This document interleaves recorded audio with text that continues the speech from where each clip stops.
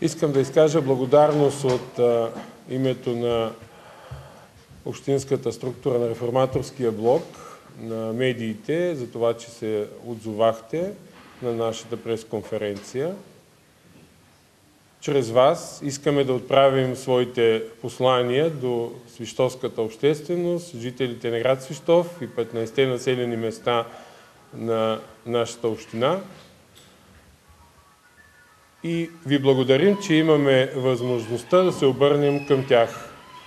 Скъпи съграждани, драги свищовци, имаме честта и уважението партиите от Реформаторския блок и неговия граждански съвет да се изправим пред вас в предстоящата надпревара за президентските избори 2016 година и да поискаме вашето доверие за двойката, която излъчи Реформаторския блок.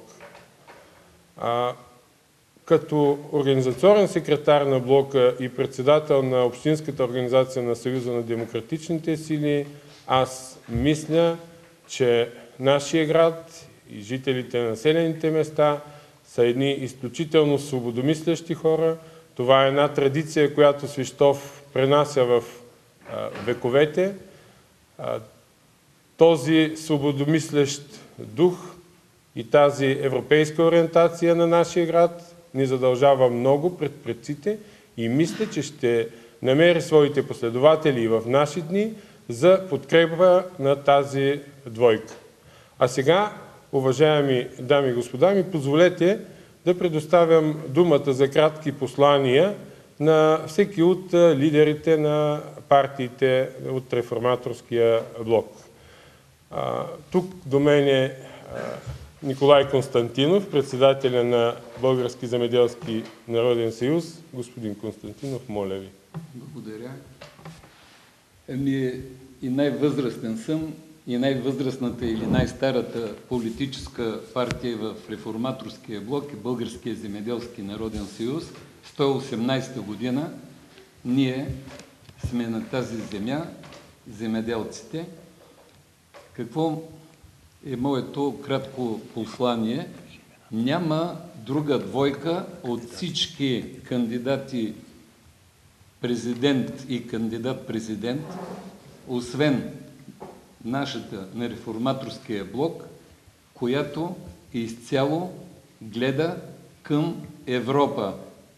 Ценностите на Европа, морала, културата, религията са основа на световната цивилизация.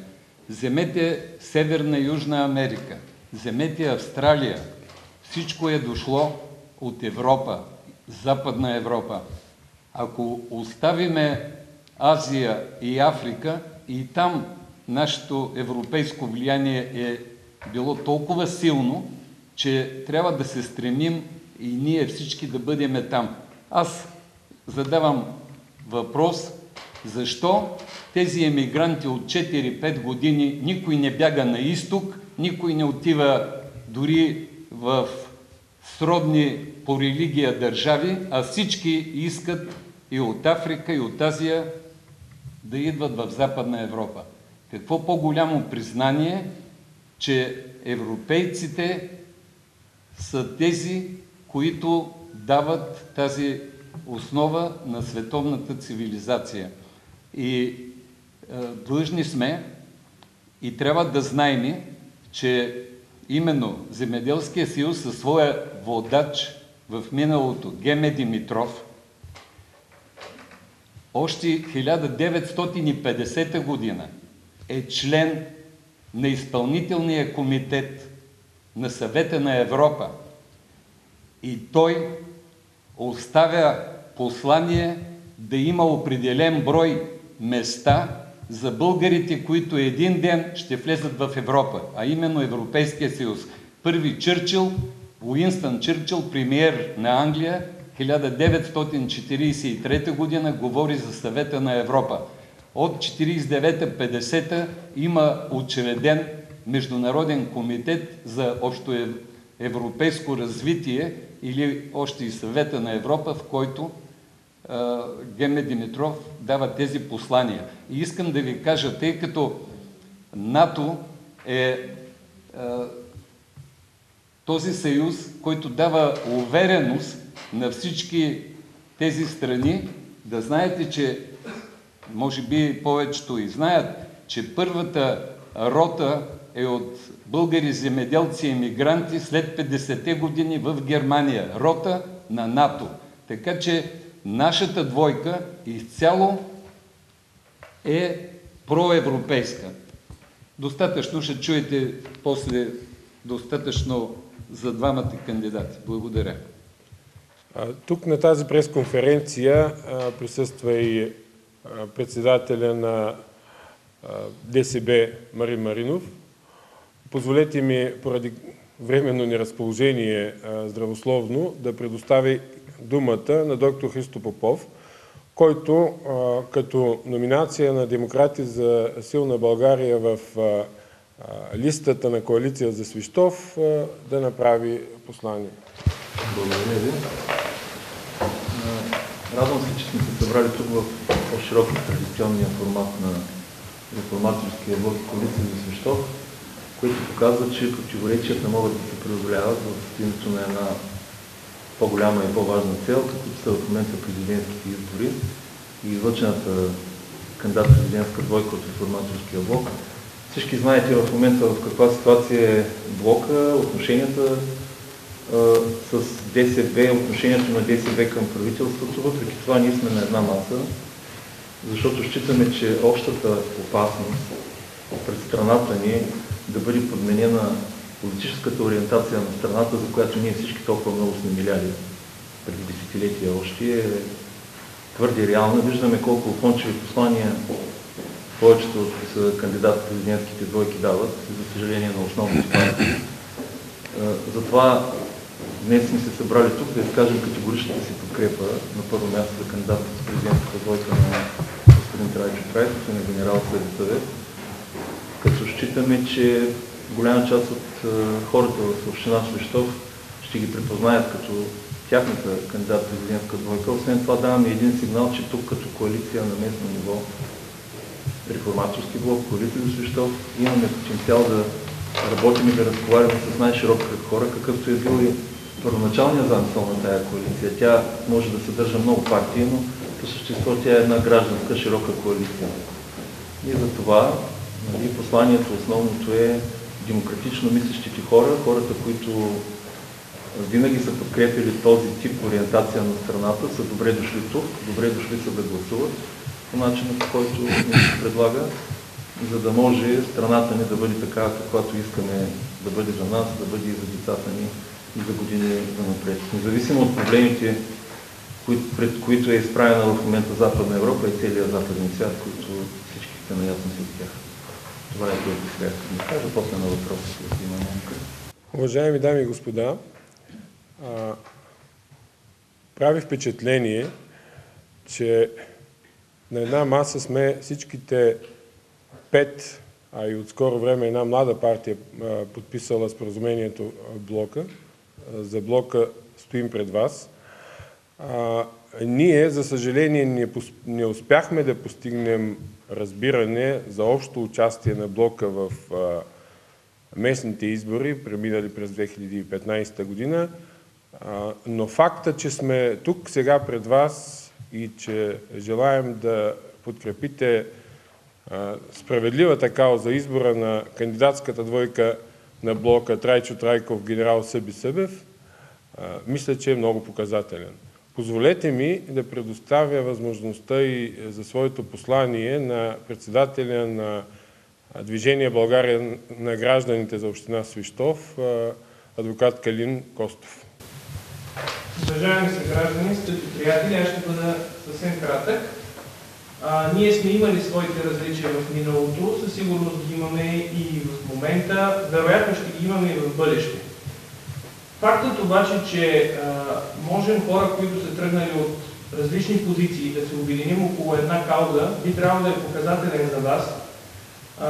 Тези, които харесват една или друга част от посланието на партиите в блока и които харесват най-вече нас като личности с изявени характери, с ясни позиции, личности, които са умели в годините да поемат отговорност и личности, които са отстоявали позициите си независимо колко трудни са били те да бъдат отстоявани на местно ниво срещу течението на общественото мнение. Аз съм тук на тази маса с колегите от другите партии на блока, с общинските съветници от коалиция за Свищов, с членовете на гражданския съвет на блока, защото въпреки това, че сме тръгнали по различни пътища, има нещо много по-голямо от разликите между нас и то е мисълта за опасността, която идва на тези национални избори за президент от промяна на външно-политическата ориентация на България. Като човек, който от 1990 година, от ранна детска възраст, следа процесите в обществото и в крайна сметка през годините по един или по друг начин съм участвал в установяването на демокрацията в България, никога не съм вярвал, че евроатлантическите ценности, ценностите на Европейския съюз ще бъдат поставени под съмнение от на практика почти всички кандидати в участващи в настоящите президентски избори. Именно тази опасност да бъде подменен дневния ред на държавата, да бъде подменен дневния ред на обществото, да се поставят под съмнение неща, които имаме вече за даденост, е причината да заявя заедно с колегите твърдата си непоколебима подкрепа за господин Трайков, който е единственият кандидат, който може да гарантира стабилния европейски курс на България. България чисто географски и геополитически се намира на разлома на цивилизациите. От една страна азиатската мюсюлманска цивилизация на Турция, източната цивилизация на Русия и европейската цивилизация.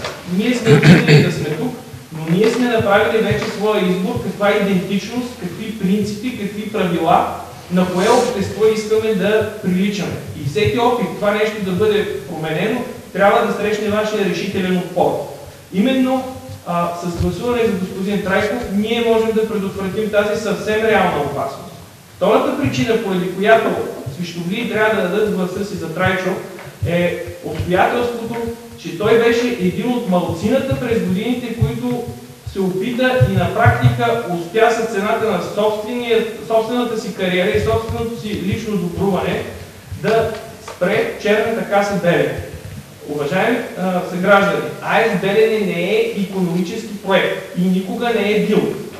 Илюзията, че АЕЦ Белене ще създаде работни места за региона, не трябва да бъде водеща при гласуването за президент. Именно това нещо обещават кандидатите както на БСП, така и на ГЕРБ, които са очудващо еднакви в посланията си в тази си част. Единствен господин Трайков успя и ясно и категорично да каже, че за този проект не стои икономическа логика, не стои никакво желание да бъде развиван икономически региона на Свищов, Белене и околността, а стои опит на едни хора, които от 90-та година минават от партия в партия, но запазват стабилно връзките си с бившата държавна сигурност, да продължават да усвояват обществен ресурс от вашия и от нашия джоб. Така че през годините, като човек, който съм отстоявал подобни непопулярни каузи, мисля, че Трайчо е човекът, който може да гарантира на това нещо най-после да бъде сложен веднъж за винаги край и това зомби АЕЦ Белене да отиде да почива в гроба, където му е място. Тук сред нас е и представителя на една нова партия, както обявих в началото, Българска нова демокрация, Васил Трифонов. Васко. Благодаря за думата. Аз ще бъда наистина кратък и искам да кажа, че за мен е чест и удоволствие да съм тук и да работя за един по-силен и по-устойчив блок и искам да пожелая успех на Трайчо Трайчев и Съби Събев, които са автентични носители на демократичното в България, така че на изборите да гласуваме с номер 7. Благодаря. своите послания ще имам възможността да отправи към свищовската общественост и председателя на Народна партия Свобода и достоинство, госпожа Елис Караманлиева. Благодаря. За мен е огромно удоволствие, че съм част от Реформаторския блок, част от коалиция за Свищов, резултатите на които във времето са повече от убедителни. Първата политическа сила в община Свищов и с това ангажимента да правим много сериозен и осъзнат избор. Ние битката за свободата и достоинството я водим и днес. На тази идейна основа изграждаме както политиките си на ниво община, така и на национално ниво.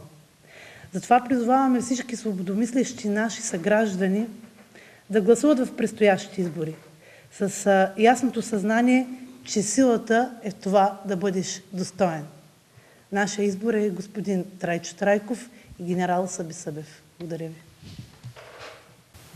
Една от партиите, която беше учредител на блока и на първата областна структура в Велико Търново, е партия Синьо единство.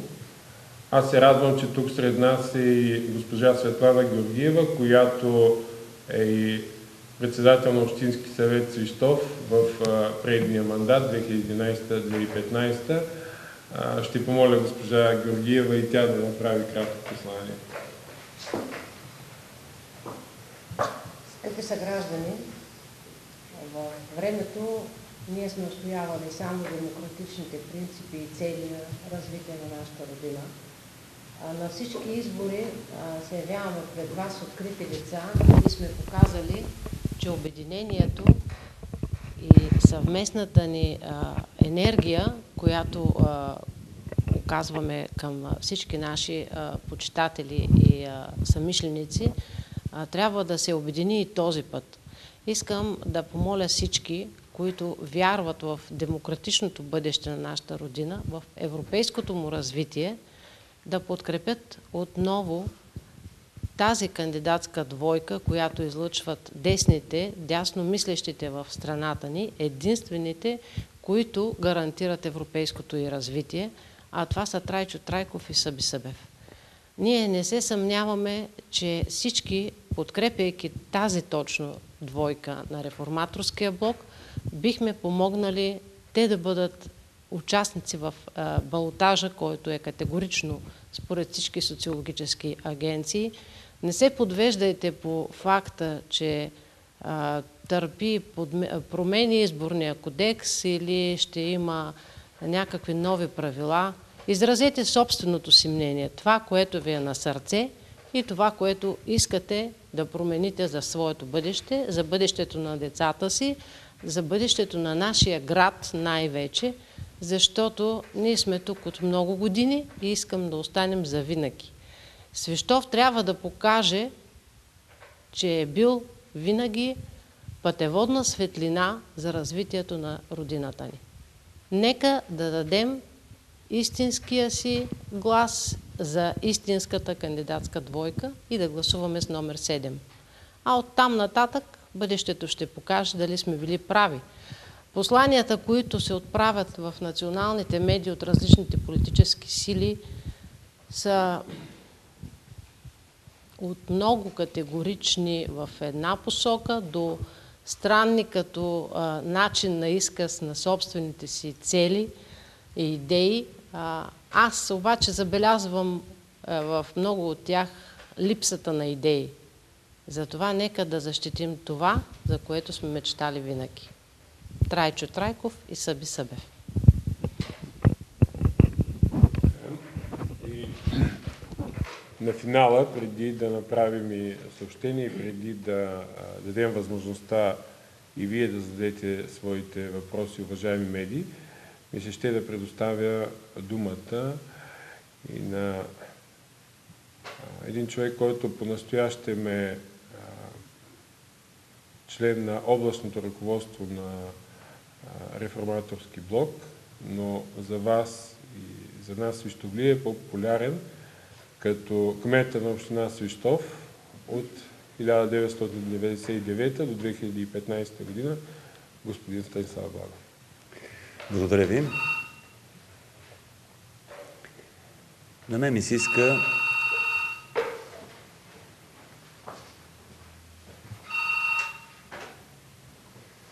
да споделя първо радостта за това, че сме тук в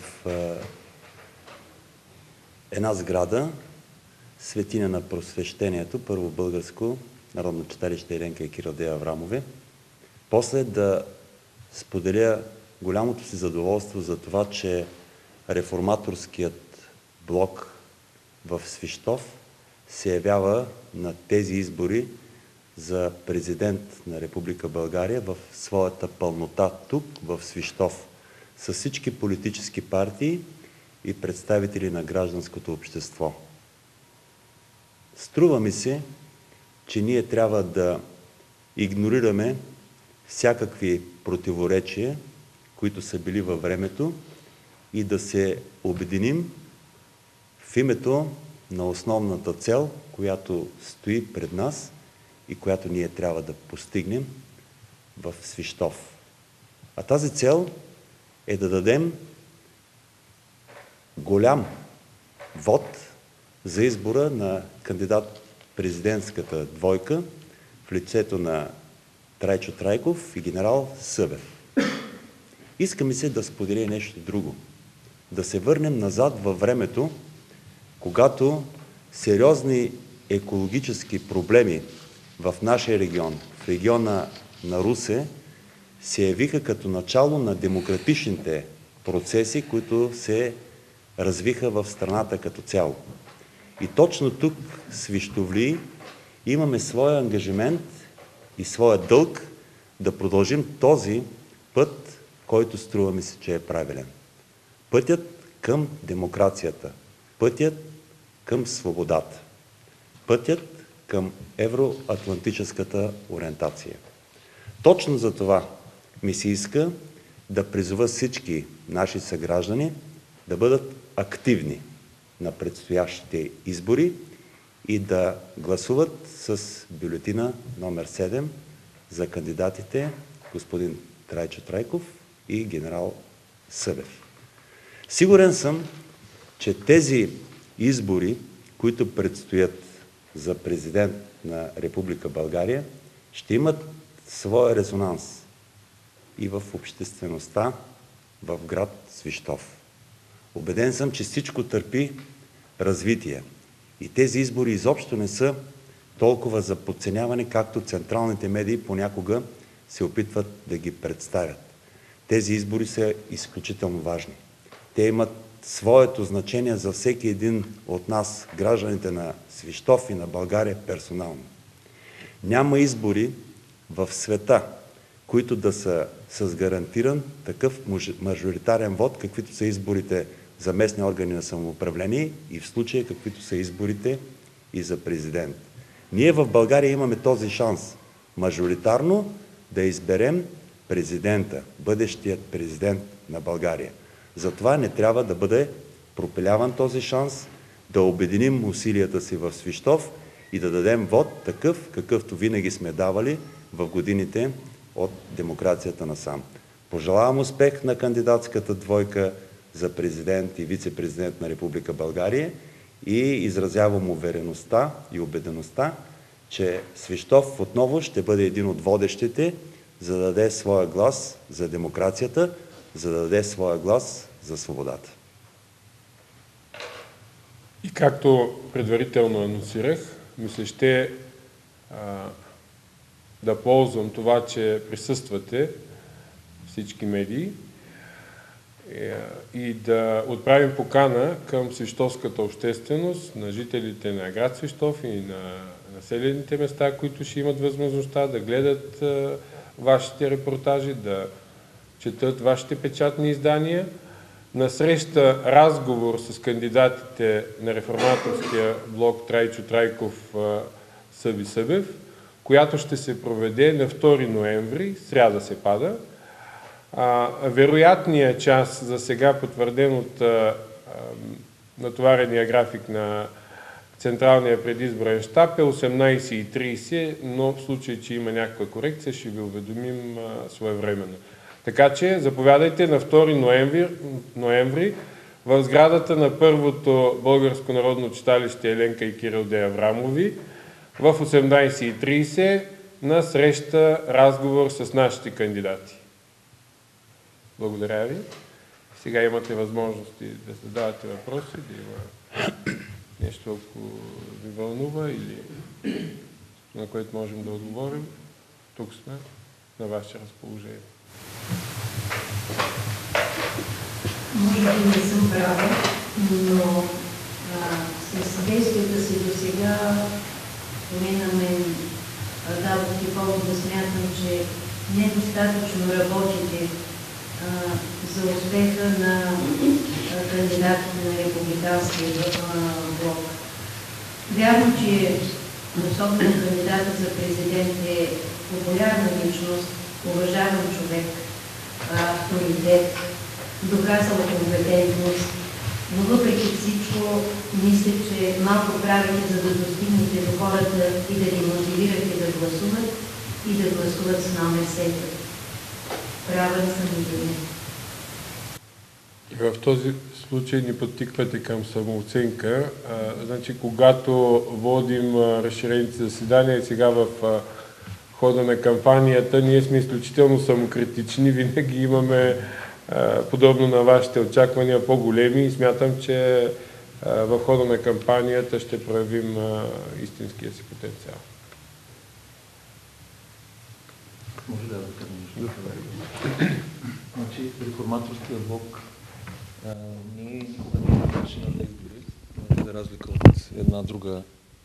от една друга формация. Реформаторския блок разчита на интелигентното отношение на избирателите към проблемите, на хора, които четат, слушат, гледат предавания, телевизия. Има достатъчно начини да се достигне до всички послания в страната. Аз лично не си представям как, примерно, ние можем буквално да достигнем до всяко домакинство. Не мисля, че е необходимо в съвременната епоха, защото ето днес след тази конференция вашите материали ще бъдат публикувани в интернет, по печатни издания. Всеки, който се интересува, ще намери това, което му трябва. Още веднъж искам да кажа, че реформаторския блок е отворен за контакти, за хора, които се интересуват, желаят да се присъединят към каузата, искат да изразят подкрепа. Мисля, че това е интелигентният начин да се подхожда към проблемите, а не да правим поредната машина за избори.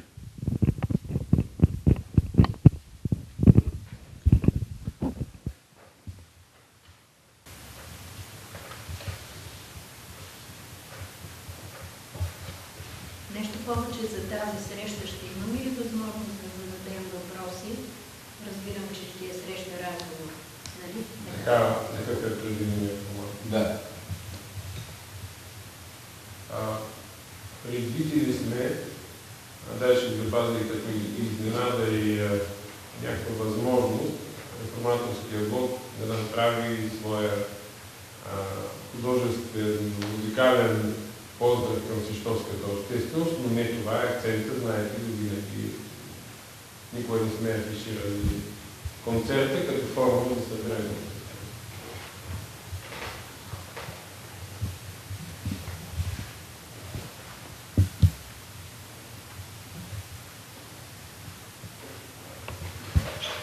Ами благодарим. Ако нямате други въпроси, надявам се да ни отразите.